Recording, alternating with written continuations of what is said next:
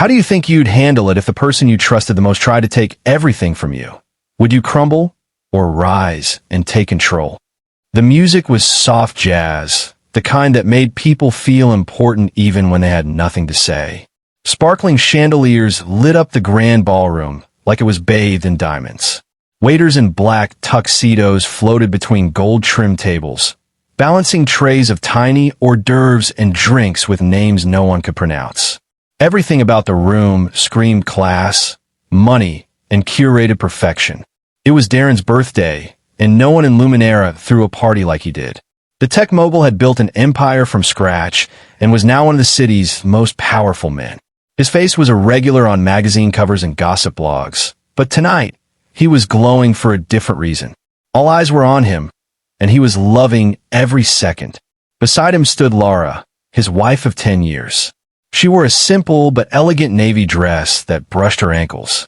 Her natural hair was pulled into a low bun, and her pearl earrings were her only accessory. She smiled politely when people greeted her and kept her hands folded gently in front of her. People always said she was classy, but tonight she felt like wallpaper, present but ignored. Then there was Nnenna. She arrived late, of course, making sure everyone noticed when she walked in. Her dress was red and tight, hugging every curve with deliberate intention. Her heels clicked like punctuation marks across the marble floor. Heads turned. A few whispered. Cameras flashed. Nnenna was introduced as Darren's business partner, but everyone had their doubts. She had risen fast in his company, and the stories around her weren't quiet. Still, Darren acted like the rumors didn't exist. And Nnenna? She behaved like she owned the place, or at least a piece of it. The program was halfway through. The MC had just announced the next musical act when Nnenna stood up from her seat at the head table. She clinked her wine glass with a spoon. The sound echoed, slicing through the laughter and chatter like a blade. "Can I have a moment, please?" she said with a dazzling smile. The room quieted. "I know I'm not on the official list of speakers," she continued, "but I just couldn't let tonight pass without saying something." Darren leaned back in his chair, grinning. Laura stiffened. Nnenna took the mic and walked to the center of the stage. She looked down at the crowd, her expression playful. "First, I want to say happy birthday to the man who changed my life. Darren, you believed in me when no one else did. You pushed me, mentored me, and supported me in more ways than I can ever say." She paused, making eye contact with Darren. He smiled back, oblivious, or pretending to be. Nnenna turned toward Laura. "And to the woman who has shared him so selflessly, thank you." The room went still. Someone coughed. A fork clinked against a plate. I mean, it takes a strong woman to support a man as driven and busy as Darren. Laura's face didn't change, but her knuckles whitened as she held her glass tighter. Nnenna continued, "Tonight, I drove here in the latest LX 700, and it was all thanks to him. He always says a queen deserves to ride like royalty." I couldn't agree more. There was a thin ripple of laughter, the kind that wasn't sure if it should exist. Laura blinked slowly. Her eyes glistened, but no tears fell. She placed her glass gently on the table, stood up without a word, and began walking toward the exit. Heads turned to watch her leave. Cameras didn't dare follow. Darren remained seated. His smile faltered just slightly. Aisha, Laura's younger cousin, started to rise, but Laura gave her a small, almost invisible shake of the head as she passed. The music resumed. The MC tried to joke it off, and the party continued. But the air had changed. Whispers replaced laughter. Phones buzzed under tables. Nnenna returned to her seat, glowing like a winner. She didn't even glance in Laura's direction. Outside, Laura stood near the valet stand, arms crossed tightly. Her breath fogged in the evening air. She didn't speak. She didn't cry. She simply waited for her car. As the driver opened the door for her, someone ran out behind her. It was Aisha. "Laura," she said, breathless. "Are you okay?" Laura smiled softly. "I'm fine. That girl humiliated you in front of everyone. How can you just—" "I'm fine," Laura repeated, this time more firmly. Inside the car, Laura sat back and closed her eyes. Her heart beat loudly in her ears.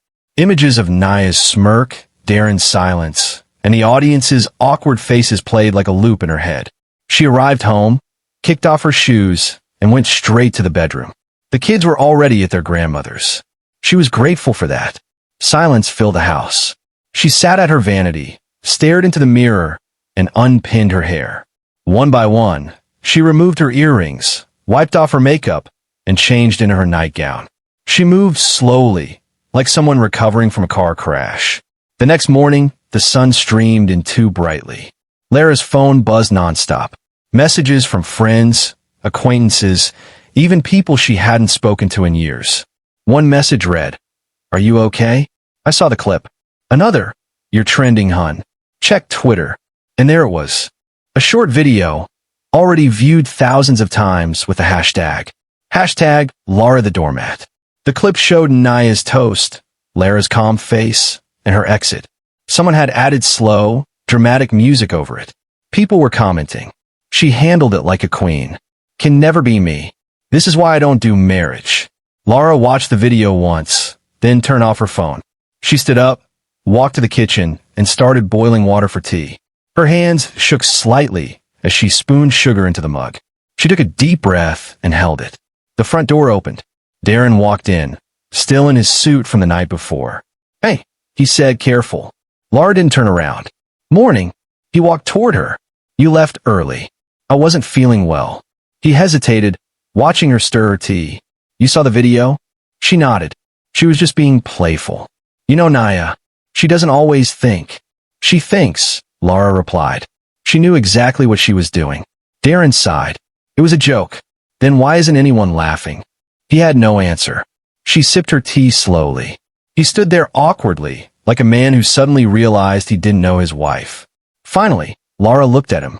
"This tea is hot. Too hot to hold without care. That's how I feel right now. You need to give me space, or you'll get burned." Darren blinked. "Lara." She raised a hand gently. "Go shower. You smell like perfume." He turned and left the room. Lara sat at the dining table, her tea in front of her, the warmth seeping into her fingers. She stared at nothing, lost in thought. Outside, the world was still talking. But inside, something had shifted. Something quiet. Something strong. Hashtag Lara the Doormat was trending. But Lara wasn't a doormat. Not anymore. Before we continue, do me a quick favor.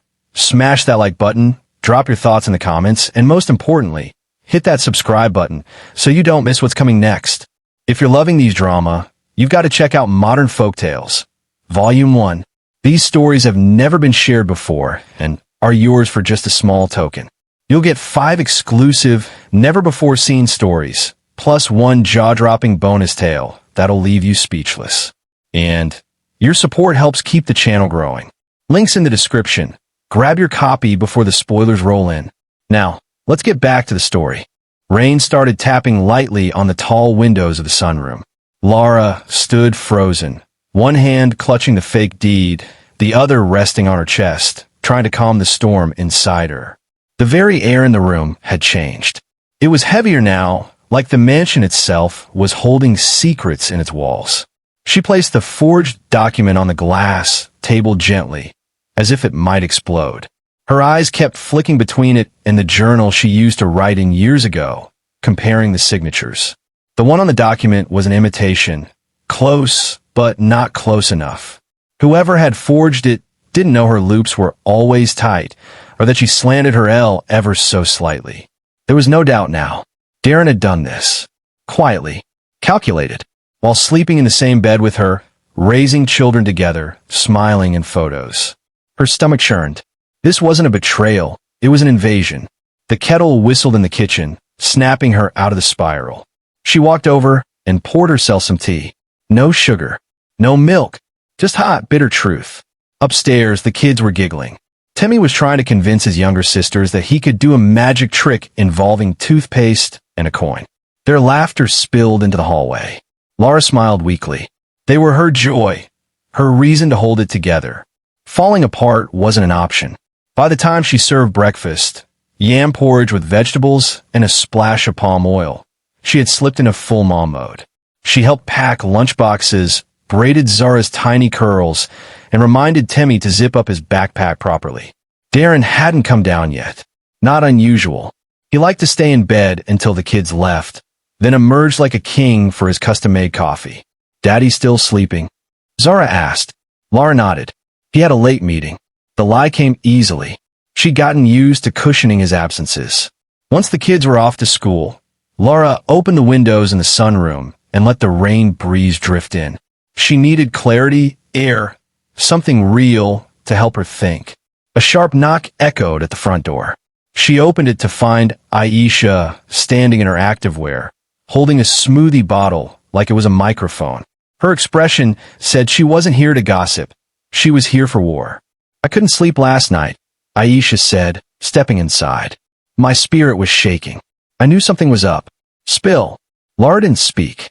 She just led her cousin into the sunroom and handed her the forged deed. Aisha scanned the document quickly, eyes narrowing. Then she looked up. "He forged this." Lara nodded. "This man has liver," Aisha muttered. "Real iron gallbladder." She dropped her gym bag and sat on the edge of the sofa. "You know what this means, right?" "I think so," Lara whispered. "It means he's not just cheating on you emotionally or physically. He's planning something bigger, something permanent. If he's transferring property, it means he's building a future with her, using your resources." Lara sank into the armchair, her robe folding gently around her like a protective blanket. "I feel stupid," she said quietly. "Don't," Aisha said, her voice softer now. "You trusted someone. That's not stupid. That's what marriage is supposed to be." Silence settled between them, the kind that only comes between people who truly know each other. After a while, Aisha stood up and stretched. "We need to act smart. This is legal territory. We need records, statements, maybe even a lawyer. But first, we snoop." "Snoop?" Lara raised an eyebrow. "Yes, we dig. We find out how much damage he's done. You don't go to war without a map." They started by going through the financial files Lara kept in a brown cabinet labeled Household Admin. Bank statements, utility bills, maintenance receipts, everything she thought was normal. But once they looked closer, patterns started to form. There were multiple transfers from the NGO's main account to different shell companies. At first glance, they looked like payments to vendors, Sunstone Events, Crystal Logistics, Maple Educational Services. But Aisha, ever the nosy genius, Googled each one. None of them had real websites. No customer reviews. No social media presence. "These are ghost companies," she said, tapping her nail on the laptop screen. "They exist on paper.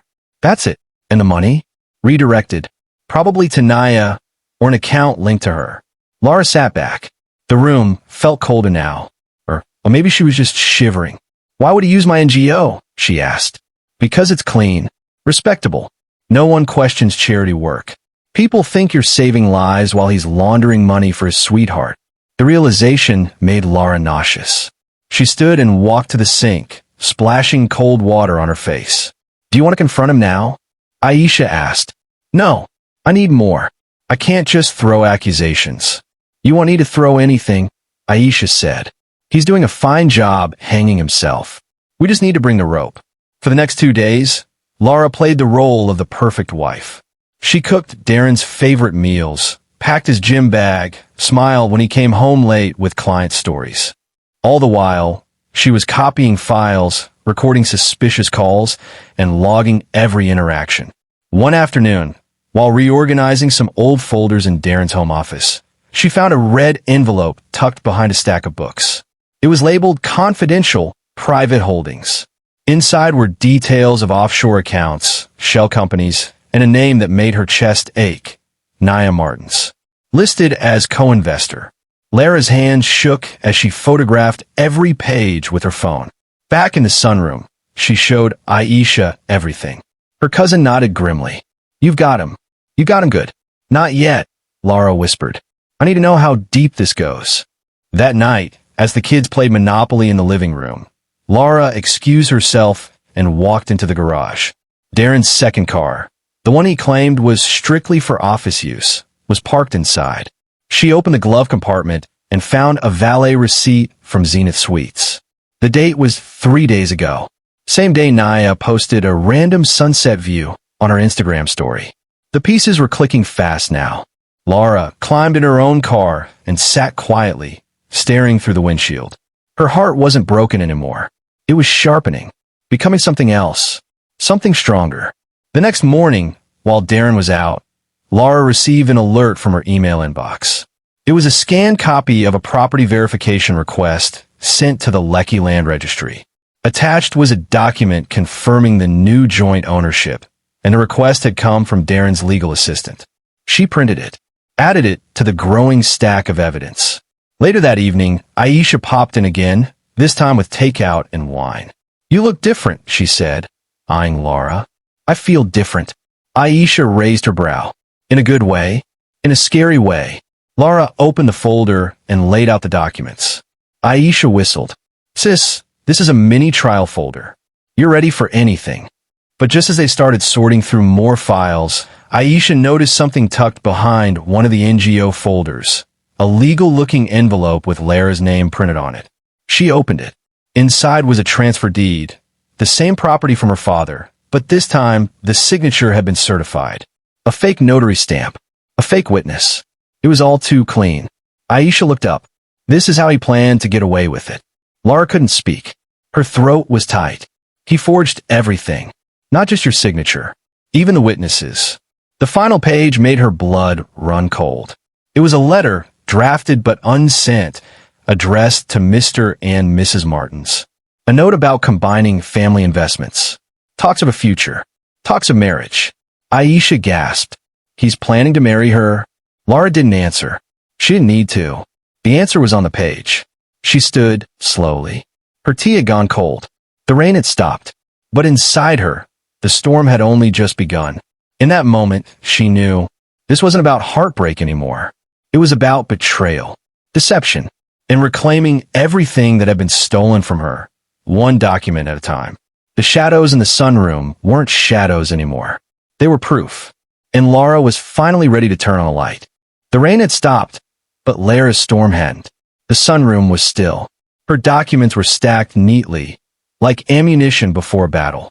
Aisha had left after a long evening of scanning, printing, and debating what next steps to take. Now the house was quiet, just the soft hum of the refrigerator and the ticking of the old brass wall clock. The kitchen table had transformed into a war room.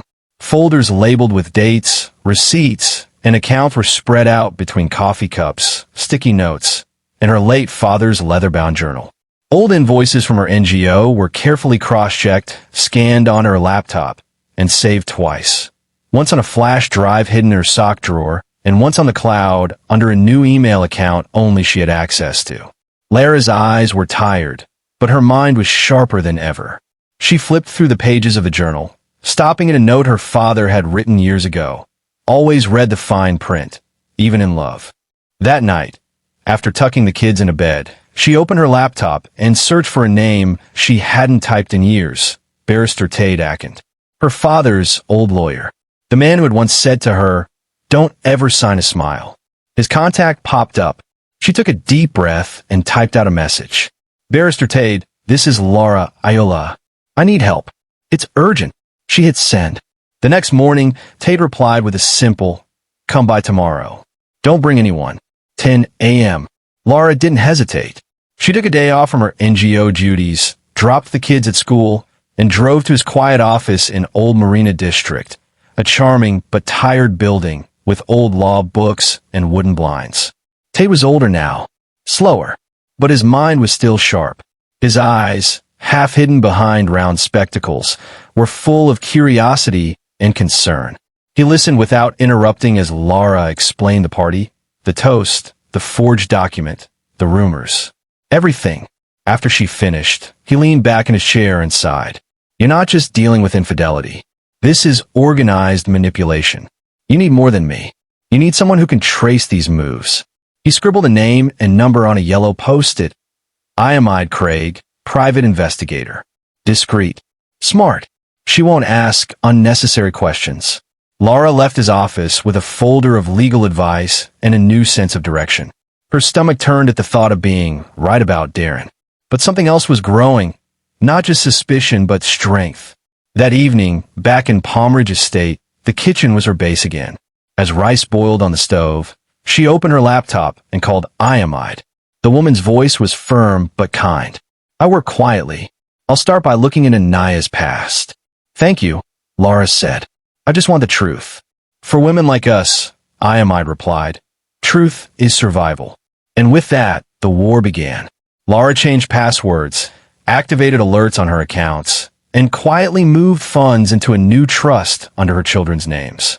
She created a digital backup of every important financial document, including her NGO's paperwork, marriage certificate, birth certificates of the kids, and her own will. She visited their school and updated emergency contacts, listed herself as the sole guardian for pickups. She wasn't panicking. She was preparing. She even wrote down a list of questions to ask a therapist because she knew she would need one soon. Not just for herself, but for her children. Every move was quiet. Every action deliberate. She didn't cry. She didn't scream. She simply worked. And when the house was asleep, she returned to the kitchen to strategize. One night, she found herself staring at her hands. They were still. Too still.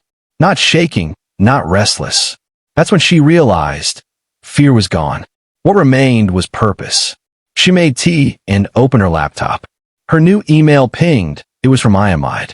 Subject: Naya Martin's background check.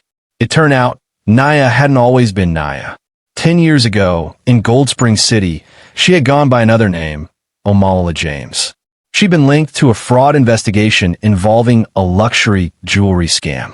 The case had quietly disappeared. No convictions, but her name had been scrubbed and changed. Lara sat still for several minutes, staring at the report. It was surreal, the level of deceit. This woman, now parading around in designer gowns, giving backhanded toasts, had once worn a completely different life. She printed the file and clipped it to a growing folder labeled Naya. The second report from Iamide came just 2 days later. It was worse. 3 shell companies, all registered to addresses that didn't exist, all receiving routine transfers from one of Darren's tech companies. Lara couldn't breathe for a moment. She counted to 10. She printed that report too. At breakfast the next morning, while the kids ate cereal and Darren scrolled through his phone, she said nothing. She just poured orange juice in her glass and looked him in the eye. "What happens," she asked calmly, "when the woman you bet against turns out to be holding the cards?" Darren blinked. "Sorry." Lara took a sip of her juice. "Nothing. Just a thought." He looked confused, but didn't push. He smiled uneasily and went back to his phone. She smiled too. Her smile wasn't for him. Later that day, she received an email from Iamide. A single photo attachment. Naya, sitting at a quiet cafe, laughing. Opposite her sat a man with a long scar across his left cheek. A man known to law enforcement. Iamide added a one-line note. He was arrested twice in connection with identity theft. Lara's fingers didn't tremble as she forwarded the photo to a new anonymous email address she had created. No subject, no message, just the image. Darren came home late that night. His shirt was wrinkled, his face pale. He walked into the kitchen, looked around. "Did you see an email today?" he asked. Lara looked up from his sink. "No." "What?" "Nothing," he said too quickly. "Just spam." He kissed Zara on the head and walked into his office. Lara watched him go. Her heart didn't race. Her hands didn't shake. Because now, she was the one in control. The quiet woman had started a war. And no one saw it coming. Later that night, Lara sat at the kitchen table with an old family photo album. She needed to remind herself what she was fighting for. There were pictures of her and Darren when things were still good. Her in a yellow dress, him holding her hand at a beach picnic. There was one of them with their first child, Darren beaming with pride. She stared at the photo, then flipped the page. Her mother, a strong woman with kind eyes. A woman who had stayed in a hard marriage for the sake of her children, and who had once told Lara, "Never let loyalty make you a prisoner." Lara traced her mother's smile with her finger. Then she stood, walked to the kitchen window, and looked out. The lights of the city glowed faintly in the distance, beyond the tall hedges and quiet gates of Palm Ridge Estate. This city, Luminera, it had given her both dreams and nightmares. Now it was where she would begin again. Before heading to bed, she made one last list, handwritten, in a small notebook she hid behind the cereal boxes. TODO. Get flash drive duplicate. Print extra reports. Hide one at NGO office. Watch Darren's patterns. Look into children's dual citizenship. Schedule private therapy consult. Keep breathing. She underlined that last one 3 times. Keep breathing. In the stillness of the kitchen, she whispered to herself, "You're not crazy. You're just waking up." Then she closed the notebook, turned off the lights, and climbed the stairs with a calm that felt almost holy. Laura, the quiet woman, was at war, and she was just getting started. The morning of the meeting, Laura stood in front of her mirror for longer than usual. Not to admire herself, not even to critique, just to observe. Her makeup was light, skin glowing, outfit simple but sharply tailored. A pale blue blouse tucked into cream high-waisted trousers, the kind that said, "I don't need to shout to be heard." She tied her braids into a soft bun, slipped into nude heels, and picked a pair of gold stud earrings, her mother's favorite. Zara peeked into the room. "Mom, are you going to a party?" "No, baby, just lunch." "Okay, you look pretty." Laura smiled, walked over, and kissed her daughter's forehead. "Thanks, princess." The restaurant she chose was called Celine, located at the edge of Mid-Gate, a polished district known for its rooftop bars and boutique legal firms. Celine wasn't loud. It wasn't trying to be noticed. It didn't need to. The elegance was in its silence. She arrived 10 minutes early, as planned. Asked for a corner booth with enough privacy. Ordered mint tea. Then she waited. At exactly 12:03 p.m., Nnenna walked in. Tall, striking, full makeup, a red bodycon dress, and gold heels that could probably break bones. Her entrance turned heads. As usual, and just as usual, she pretended not to notice. Nnenna spotted Laura and smirked. Well, look who finally grew claws." Laura stayed seated, her expression unreadable. "You're late." "Fashionably," Nnenna said, sliding into the seat across from her. "Though I must say, I didn't expect you to initiate this little chat. I'm full of surprises lately." A waiter appeared. Nnenna ordered a mimosa, then raised a brow. "So, are we here to scratch each other's eyes out or swap recipes?" Laura took a slow sip of her tea. "Neither." There was a pause. The tension between them was thick, but strangely polite. Like rival queens playing chess. "I want you to walk away," Laura said simply. Nnenna blinked. "Excuse me?" "Leave Darren. Leave Luminera. Quietly. No drama. No blog posts. No last jabs." Nnenna leaned back in her chair, amusement spreading across her face. "This is your strategy? Begging me to go?" "I'm not begging." "Sweetheart," Nnenna said, laughing softly, "you're just a wife. I'm the future." Laura tilted her head. "Interesting, because if you were truly the future, you wouldn't be panicking by the end of this lunch." Nnenna's smile faltered. Laura calmly reached in her bag and pulled out a plain brown envelope. She placed it on the table. "What's that? A love letter?" "No, just the truth. Your old name, the shell companies, the money trail, the fraud allegations, the identity change, and, my favorite, the footage of you signing legal documents with my forged signature." Nnenna's face went rigid. Laura kept her tone even. "You can open it if you like. Or not. Doesn't matter. You'll be hearing from my lawyer either way. You can't just..." "Oh, I can't," Laura cut in. "And I will. But I'm giving you a chance. Walk away quietly, and I won't leak this to the press. Your name won't be the next trending hashtag. You'll still have some options. Maybe even a new city to start fresh in." "You're bluffing." Laura smiled. "Check the back of the envelope. There's a flash drive. Try me." Nnenna's hand twitched toward the envelope but didn't touch it. "I knew you were tired," Nnenna said, her voice lower now. "I didn't know you were dangerous." "I'm not," Laura replied. "But you made me learn." The waiter arrived with Nnenna's drink. She barely noticed. Her fingers were twitching against the rim of her glass. Laura stood. "Enjoy the drink. The deal expires in 48 hours. Nnenna looked up, her confidence cracking. "Why are you doing this?" "Because you try to take everything from me," Laura said. "But you forgot I built it first." She turned and walked out without looking back. Outside, the afternoon sun was warm on her skin. Her phone buzzed. A message from Tade. Restraining order approved. Suit filed. Darren has been served. Laura took a deep breath. Then, for the first time in months, she let out a small laugh. Not the kind that hides pain. The kind that tastes like victory. Back inside Celine, Nnenna sat frozen.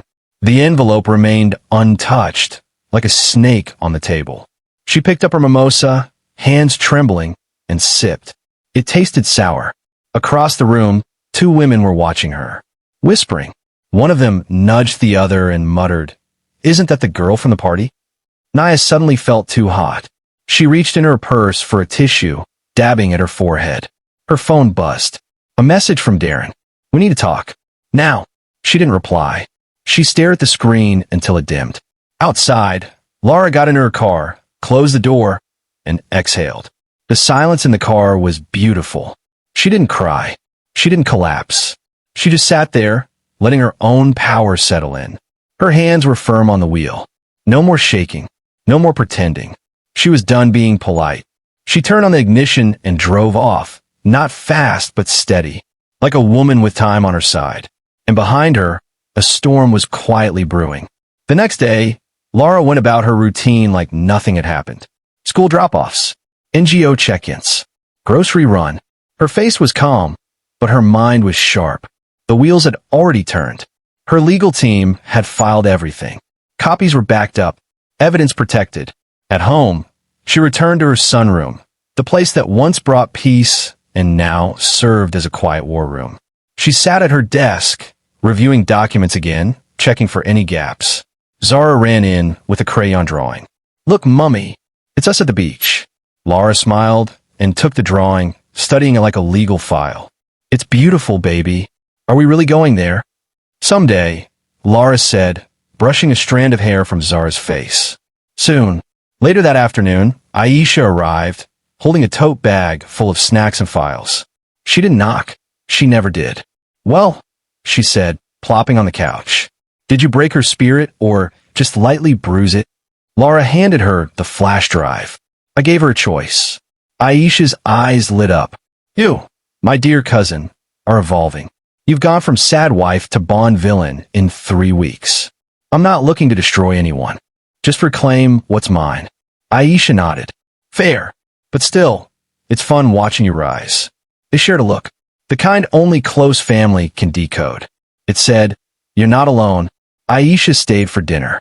They made fried plantain and peppered gizzard, dancing in the kitchen like they used to as kids. The kids joined in. Laughter spilled into every corner of the house. It was the loudest the place had been in weeks. And in that chaos, something precious returned to Laura. Not control. Joy. The kind you don't have to earn. The kind you simply feel when you're safe. After the dishes were cleared, Aisha leaned on the kitchen counter. "Whatever happens next," she said, "promise me you won't shrink again." Laura dried her hands. "I won't. I've seen what silence costs." They toasted with pineapple juice.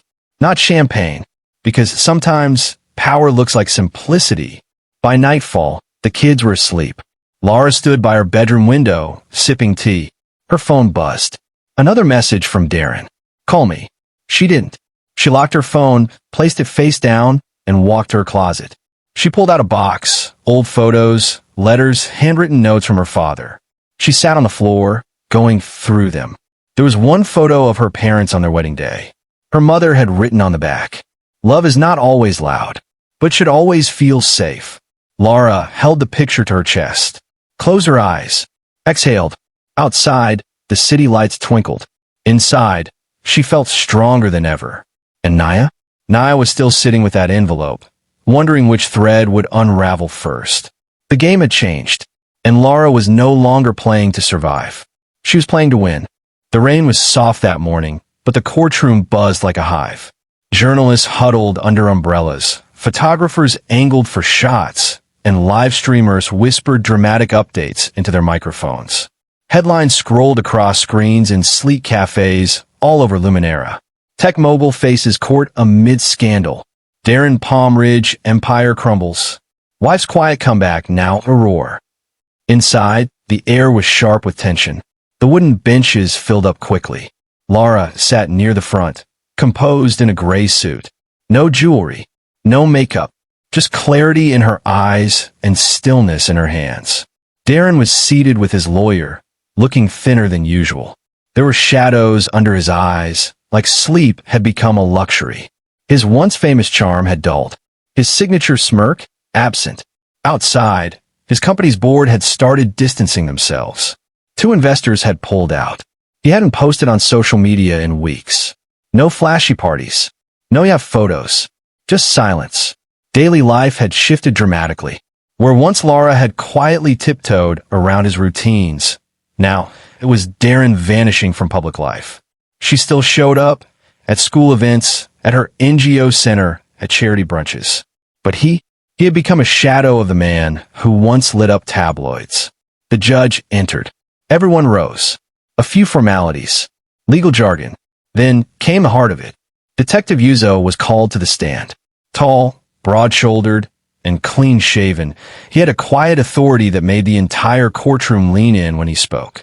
He detailed how financial records had been manipulated, how shell companies were used, and how the money trail led not only to Darren's accounts, but into the name of one Nnenna Gold, formerly known as Nnenna Uzoamako. Laura remained still, but inside, her pulse quickened. Detective Yuzo went on to explain that several properties had been transferred illegally, one of which had belonged to Lara's late father. A forged signature had raised flags. And where did the forgery originate? The prosecutor asked. Yuzo pulled up a document on the screen. This came from an IP address linked to Miss Nnenna Gold's personal email, he confirmed. Attached were high-resolution scans of Mrs. Laura Palmer's signature, copied and pasted from an old NGO contract. Gasps rippled through the courtroom. Darren flinched. In the back row, Aisha whispered, "Gotcha." Later that day, Nnenna made her own kind of appearance. Not in court, but in headlines. She had tried to blackmail Darren. Desperate, she threatened to release private photos, voicemails, and old videos. Intimate ones. Ones that could ruin what was left of his reputation. "Defend me, or I release it all," her message read. "Remind the world you chose me." But Darren didn't respond. He just showed up at Lara's doorstep. It was late evening. She had just finished folding laundry. The kids were in the living room, watching a nature documentary. When the doorbell rang, she expected Aisha or a delivery. But there he stood, soggy from the drizzle, blazer unbuttoned, hands deep in his pockets, and eyes heavy. He didn't say much. "Can I see them?" Laura didn't speak. She just stepped aside. He walked in slowly, almost reverently, like he was stepping into sacred ground. The house smelled of stew and baby lotion. The familiar scent brought something like pain to his face. "Mummy, who is it?" Zara's voice floated in. Laura answered gently, "It's Daddy." The kids ran over. Darren knelt. His arms opened automatically. And just like that, he crumbled. Not loudly, not dramatically, but in the way men do when they realize they've been chasing hollow things. He held them tightly. One arm around Zara, the other around Dammy. His head bowed low. Not a word. Just quiet tears falling onto his children's clothes. Laura stood by the wall, watching. Not angry. Not pitying. Just present. He didn't ask to stay. He didn't ask for forgiveness. And she didn't offer any. After 30 minutes, he rose. "Thank you," he said quietly. She nodded. "They needed to see you." Then he left. The next day, a new headline exploded across every screen. Breaking, Nnenna Gold caught on camera, pleading with judge, video leaked. It was grainy, shot from the hallway outside the courtroom. Nnenna, dressed in black, tears smudging her mascara, was seen clasping her hands before a judge. "Please, please, Your Honor. I didn't know he was using me.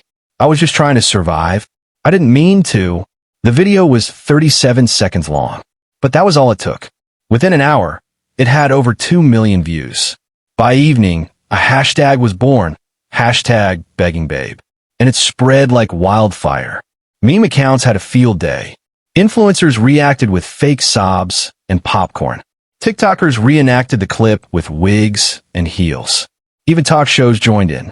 A morning host on Sunrise Luminera asked, "Do you think remorse only comes when you're caught?" That night, Laura was sitting on the porch, sipping hibiscus tea. Aisha scrolled through her phone beside her, cackling. "Girl, the internet is cruel. Someone just made a remix of her crying to Afrobeat. Lara smiled faintly. It's not funny. Well, maybe a little. Aisha grinned. You're right. But still, that woman danced on your head. Publicly. This is cosmic balance. The kids were asleep again. The house was peaceful. Lara wasn't celebrating. She wasn't even gloating. She just felt lighter. Her hands rested on her lap. Her phone buzzed. This time, it was from a widow in her NGO. A simple message. Ma, your courage is giving us all life. Thank you. Lara looked at the stars. Then at the garden she had planted with her mother years ago. Everything was quieter now, but not empty. Detective Yuzo, in the meantime, was still working. His team uncovered a hidden offshore account linked to Naya's old name. Funds matched deposits from Darren's tech firm. Some routed through Lara's NGO, forged entirely. He documented everything. Every name, every account, every date. Back in court, Lara's lawyer submitted a final report. The judge acknowledged it. There was more to come, but the direction was clear. And the public? They had chosen sides. But Lara didn't care about that. She cared about her kids. She cared about healing. And she cared about making sure this never happened again. One evening, as she tucked Zara in a bed, her daughter asked, Mummy, why do some people lie a lot? Lara thought for a moment, then answered, sometimes people lie because they're scared or selfish. But truth always comes out, even when it takes time. Zara nodded slowly, like sunshine after clouds. Lara kissed her forehead. Exactly. Outside, the city lights twinkled. Screens buzzed. But inside that house, peace had returned. And in the distance, in a dim apartment far from Palm Ridge Estate, Naya sat alone. Her phone rang. She didn't answer. Messages poured in. Not support, not comfort. Just judgment, mockery, and silence. All the glitz, all the filters, all the curated stories gone. Now, she was trending for the one thing she never expected. Begging. And Lara? She didn't watch the clip. She didn't need to. She had already seen everything she needed. In the mirror, in her children's eyes, and in the quiet strength she had rediscovered. Because sometimes the collapse isn't a tragedy.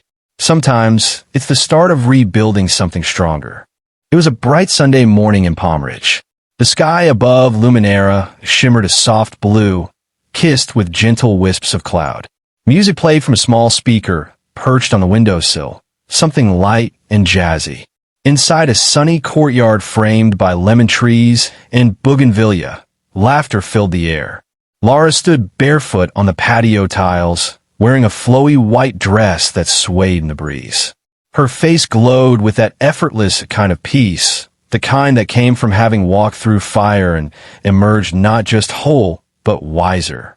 Around her, women buzzed about, some in aprons arranging platters, others clinking glasses as they laughed over memories.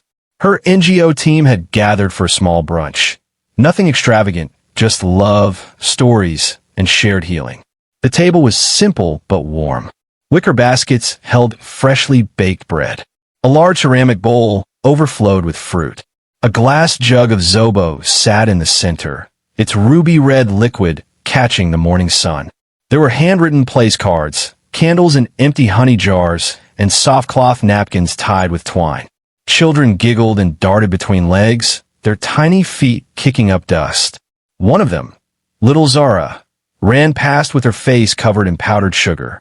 Mummy, I ate 3 pancakes, she beamed. Lara laughed, gently wiping her daughter's cheeks.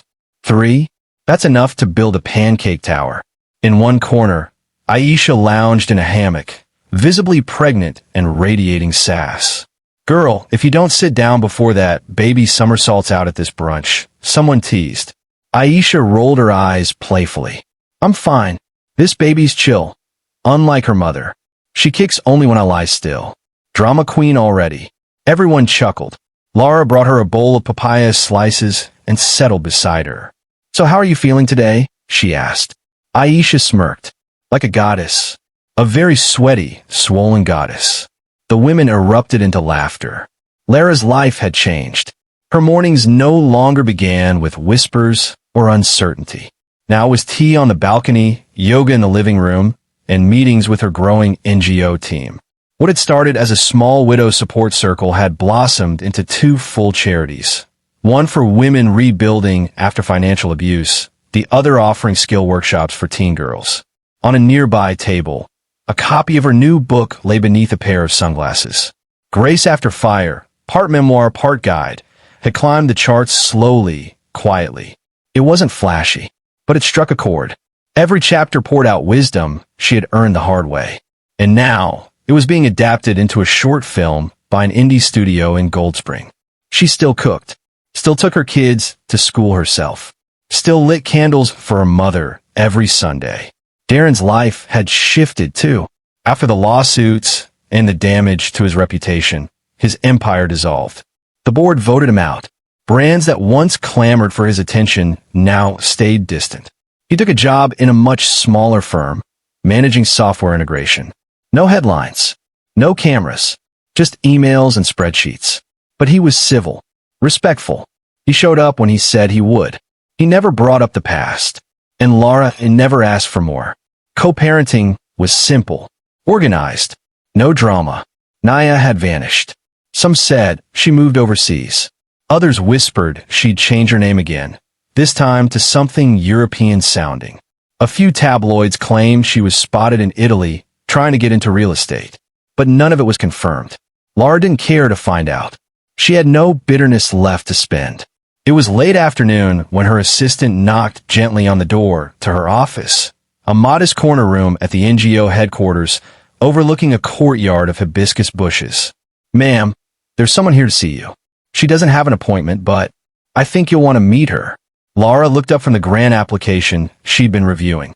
"All right, let her in." The door opened slowly. In walked a teenage girl, no more than 16. Tall, slim, with shy eyes and tightly braided hair. She clutched a faded tote bag to her chest. Her sneakers were worn, and her voice trembled slightly. "Hi, I'm Ifioma," she said. Laura smiled warmly. "Hello, Ifioma. Please sit." The girl hesitated before sinking into the chair. "I know this is weird, and you probably don't want to hear anything that even sounds like an apology, but I'm Nnenna's sister." Laura blinked, surprised, but she didn't speak. She let the girl continue. "I haven't spoken to her in a long time. We grew up apart. Different homes. Different stories. But I followed everything what happened last year. I saw the videos, the court updates, the articles." Her eyes filled with tears. "She hurt you. Deeply. I don't know how someone does that and still sleeps at night. But you didn't destroy her. You could have. You had all the power. But you didn't bury her." She sniffled and looked down. "I just wanted to say thank you for showing the world how to fight with dignity." Laura leaned forward, heart swelling. Her voice was quiet, almost a whisper. I only needed her to feel what I felt. That was enough. The two sat there for a moment, the silence between them not awkward, but full of understanding. Ifioma stood, still trembling. "That book, your book, helped me a lot. I kept underlining parts. Especially the part where you said, sometimes strength is silent." Laura smiled. "I'm glad it found you."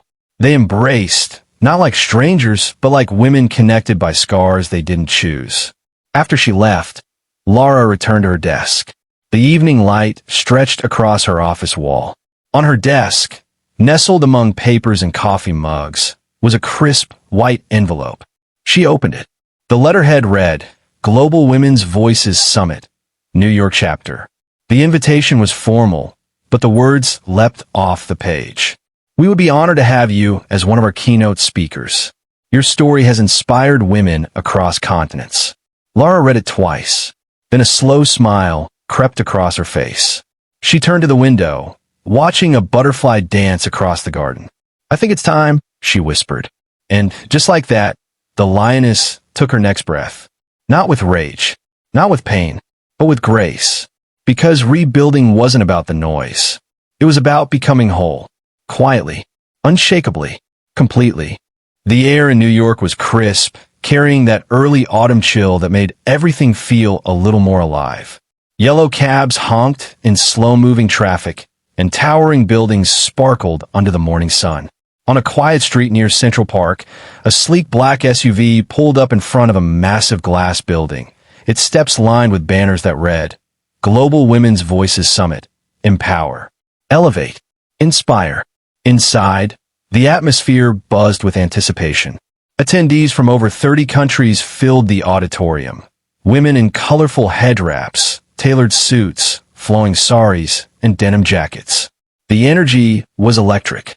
Somewhere backstage, Laura sat in a dressing room that smelled faintly of roses and lavender oil. Her reflection stared back at her in the mirror. Her makeup was soft, natural. Her hair was pinned in an elegant updo. She wore a simple, tailored ivory dress, clean lines, no frills, just like her. She touched her necklace, a gold locket that held a photo of her children.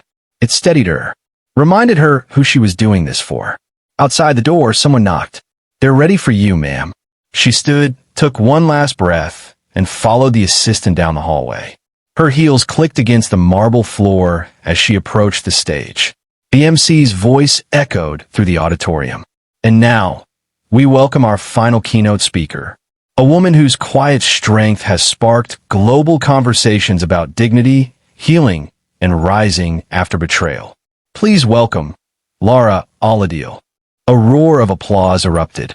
The stage lights warmed her face. The screen behind her displayed her name in bold letters. Laura Aladiel, author, advocate, mother, lioness. She took the podium, her fingers gripping the sides for a moment before letting go. "Good evening," she began, her voice steady but low. "I stand before you not as someone who had all the answers, but as someone who had to find her voice again after it was buried under silence." The audience leaned in. The room grew still. I was married to a man the world praised. We lived in a mansion, attended elite parties, and smiled for the cameras. But behind those gates, I was invisible, not broken, just unseen. She paused. One day, at a birthday party I didn't even plan, I was humiliated, publicly, painfully, by a woman my husband called a business partner. She made a toast, thanking me for sharing him. A collective gasp rippled through the crowd. I walked out that night, not because I was weak, but because I knew if I stayed any longer, I would forget who I was. She swallowed, then smiled softly. It took time. I cried while frying eggs. I smiled for my children while my heart shattered quietly. I kept a journal. I cooked. I prayed. I held myself together with leftover dignity and borrowed strength. Her voice cracked slightly, but she didn't stop. One day, I stopped asking why it happened, and started asking, what now? A woman in the front row wiped a tear. I started small. I looked at my bank accounts. I checked old documents. I paid attention. And slowly, I realized that what I thought was my life was actually someone else's game. She walked a few steps across the stage. But here's the thing about quiet women.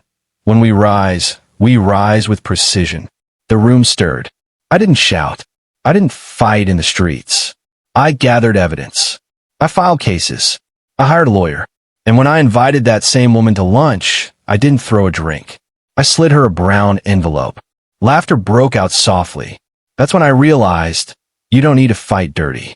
You just need to remember who you are and protect it like a crown. Applause thundered. I wrote a book. I built charities. I co-parent peacefully. And I no longer dim my light to make someone else feel taller. She looked around the room. If you're sitting here thinking you're stuck, let me tell you something. You're not stuck. You are simmering. And one day, you'll boil over into something beautiful. Her eyes glistened. Thank you for seeing me, for hearing me, for walking with me through this journey. She stepped away from the podium, breathless, as the audience rose to its feet. A standing ovation echoed through the grand hall. Cameras flashed.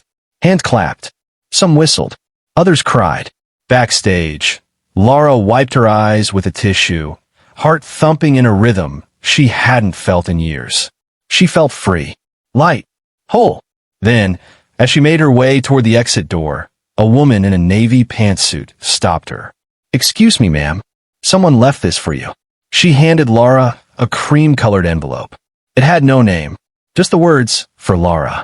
Laura opened it, her hands slightly trembling. Inside, a short handwritten note in familiar script. "You were always the crown. I was just too blind to see it." No signature, but she knew. She folded it slowly, slipped it into her handbag, and stepped out into the cool New York night. Her driver held the door open. She climbed in, leaned back, and let out a long, deep breath. Above the city skyline, stars blinked, and somewhere inside her, a chapter closed. Not with anger, not with regret, but with grace. Because sometimes the best revenge is rebuilding beautifully, quietly, unapologetically, as yourself, as the crown you've always been. And this time, the whole world saw it. Laura smiled, eyes twinkling. It was her stage. Finally. And she had earned every step. Not because she won the battle, but because she never let it define her. She simply remembered who she was. And that, in the end, made all the difference. Moral lesson. True strength isn't about fighting back in anger or seeking revenge. It's about staying true to yourself, finding your inner power, and rising above the challenges life throws at you. When you choose to heal, rebuild, and keep your dignity, that's where real growth happens. Life might throw you off course, but you get to decide how you respond. Keep your head high, trust your journey, and remember, the world can't take away what you know is true about yourself. If you found this story engaging, don't just watch. Be part of the journey. Hit the like button to show your support, drop a comment to share your thoughts, and most importantly, subscribe so you never miss another powerful story. And if you know someone who would enjoy these twists, share this with them, friends, family, colleagues. Oh, and if you're craving more exclusive, never-before-seen stories, Modern Folktales, Volume 1 is waiting for you. It's only a small token for 5 never-shared tales and a shocking bonus you won't forget. Links in the description. Grab your copy before the spoilers get out. Your support helps grow the channel.